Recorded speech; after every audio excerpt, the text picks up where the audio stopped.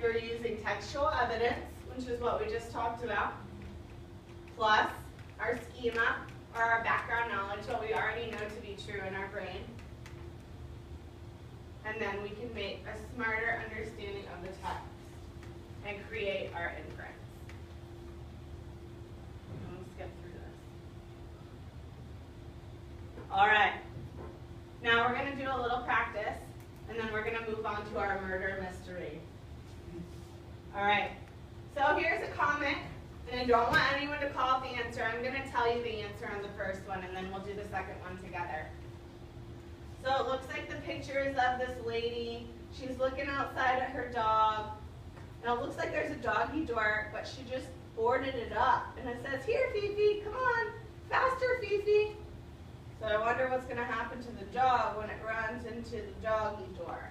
Well, I know that the doggy door is pretty much big enough for the dog to fit through, but I also know that the lady just boarded it up.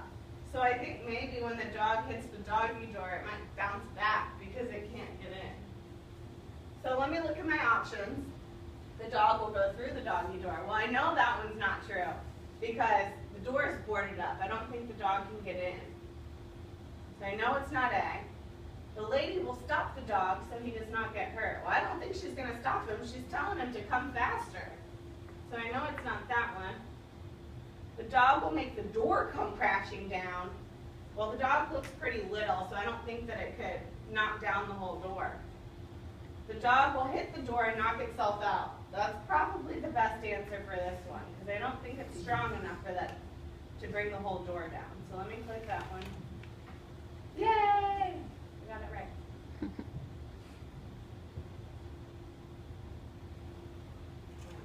All right. This one I want you guys to do on your own. So just think about it, and when you think you know the answer, raise your hand. It says Kelvin was waiting in front of the corner store at 3:56. His muscles were tense and he was sweating a bit more than usual. The other kids gathered in front of the little storefront were much more relaxed, even playful. They joked back and forth and lightly to each other, but for Kelvin, time slowed. 3:57. Don't worry, Kelvin. He ain't even going to show up. Kelvin hoped that he wouldn't. A black four-door Camry with tinted windows pulled up and parked across the street. Kelvin gulped. 3:58. A group of teenagers piled out of the car. James was in the front. "Hiya, Kelvin. Glad you could make it," James said. Kelvin felt smaller. Why do you think Kelvin might be waiting at the store? That Kelvin was scared of James and was supposed to fight him by the store? He wanted to buy something at the store for his best friend James? Or Kelvin was in a race against James and had just won? Jamie, I think he knows. Give it a shot. Great. A, you think he's about to fight him? Okay. What textual evidence can you use to prove that? Yeah, he felt small. That's great evidence. Okay? He was counting down the minutes to when this guy showed up. Let's see if you're right. Yay! Good job, Jamie. All right.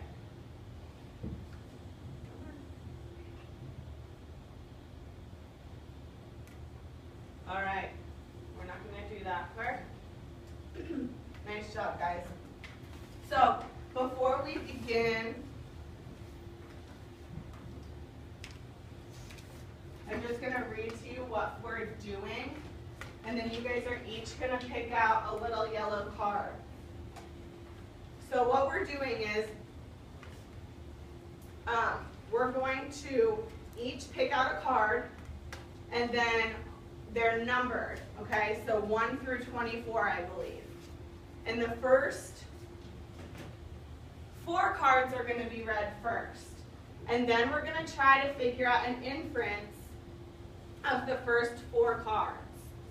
Then we're going to read the next 4 cards and see if our inference is still right or if maybe we need to adjust our inference. Okay, we're going to do that for every 4 cards. Now what we're making inferences about is a murder mystery. The case of the lunch lady. And we need to figure out who murdered the lunch lady. So I'm going to walk around and I just want you to grab one card out of here. Some people might have to get two because I don't think there's 24 kids in your class. 20. So if you want to, I'll let you get two in just a minute.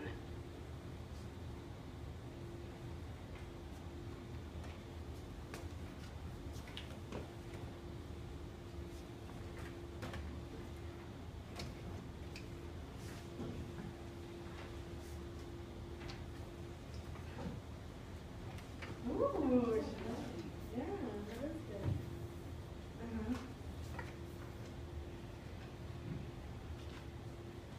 John's got to find the perfect one. Jaden's already got his name on his paper. Thank you, Jaden. Anyone want two? Who wants two?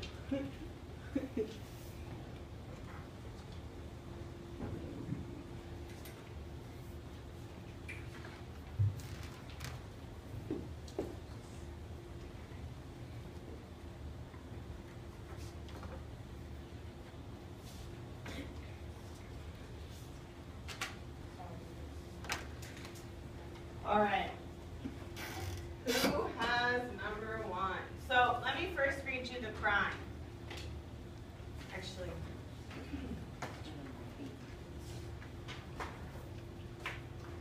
I think the clues are going to read you the crime. So Shania, if you want to start with number one, I just want you to stand up and clearly read your card. And every single person needs to put their eyes on Shania, because as a class, we're going to come up with, after inference clues 1 through 4, what we think so far, who we think might have done it, okay? Go ahead, Shania.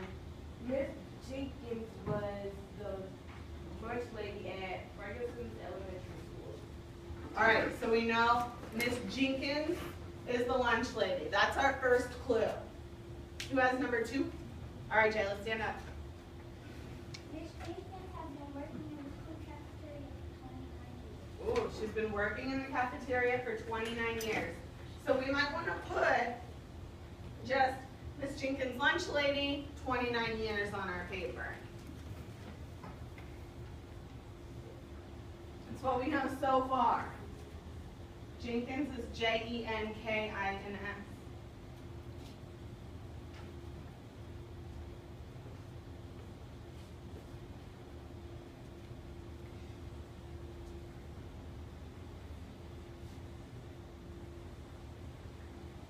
All right, who has number 3? I know some of you are still writing. 29 years.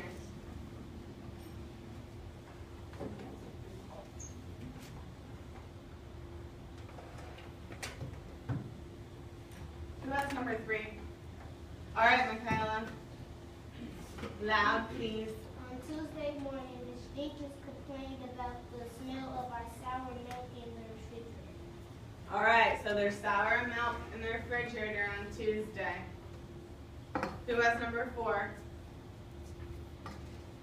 All right, Travion.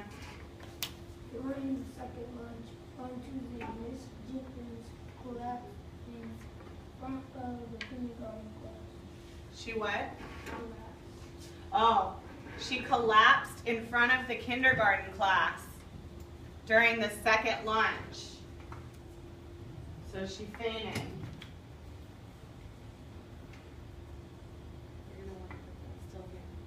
We're still on 1 through 4, guys. Don't move on through to 5 through 8. Was that 3 or 4? 4. Okay. So what are the things we know in 1 through 4 so far? Michaela. That Miss Jenkins, She's been working at this cafeteria for 29 years. And randomly on Tuesday, what did she smell, Javarius? Sour milk, okay? And she smelled that in the morning. Well, during the second lunch in front of the kindergarten, she collapsed. So what inference could you make about that? Think about maybe what happened before she collapsed. Tony? Maybe she had some of the milk and it got to her, it made her sick. That's a great inference. Make sure you write that down. Anyone else have another inference? Maybe she didn't realize it smelled sour until after she drank Maybe it. when she smelled it, it got into her lungs and maybe that made her pass out. Okay, so maybe the smell alone made her pass out. It's a great inference, Shania. All right, who's got number 5? So we're done with inferences 1 through 4. This is our next set of clues, 5 through 8. Go ahead, Kanaya. The school nurse was called and was able to Revive. revive Mrs. Jenkins. She had fainted. Okay, so the school nurse came and was able to help her. She woke her up. She was able to revive her. Who has 6? Go ahead, Jaden. Read it loud, buddy. Principal Adams told her to go home with Miss Jenkins refused.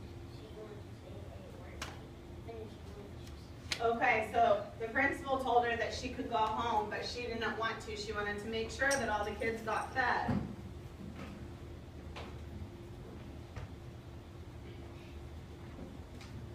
Who has 7? Principal Adams and Miss Jenkins did not get along. They went to high school together a long time. All right, so who does not get along with Miss Jenkins? Who does not get along with Miss Jenkins that Travion just read, Yesa? The principal. They went to high school together. And who has 8? Jamian? Loud for me, bub. Miss Jenkins. That's not loud. Miss Jenkins was not a friendly woman. She was not well, like a member of the school's staff. She was not a what woman? Well,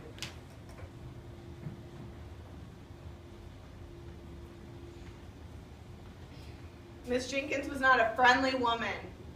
Okay? She was not well liked by many of the staff and students. So who do we know that doesn't like her now? Michaela? The principal, and who else? Tony? A lot of the staff and students. So what inferences can you draw? Go ahead, Michaela. Okay, we know that not a whole bunch of people in the school like her, but what inferences can you draw then? Shania? The principal told her to go home because she probably wanted to get rid of her. Maybe the principal told her to go home because he didn't even want her to be there. That's a great inference, Shania. I like how you used your evidence.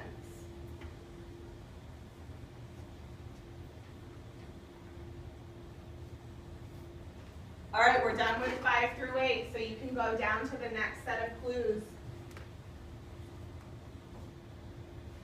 Someone remind me again, what's an inference we had through 1 through 4? What was one of those inferences we had in 1 through 4? Eric? Maybe the milk got to her and that's why she fainted. And then what's an inference that we have in 5 through 8? Shania, what was your inference one more time? Maybe the principal wanted to get rid of her. Maybe the principal wanted to get rid of her.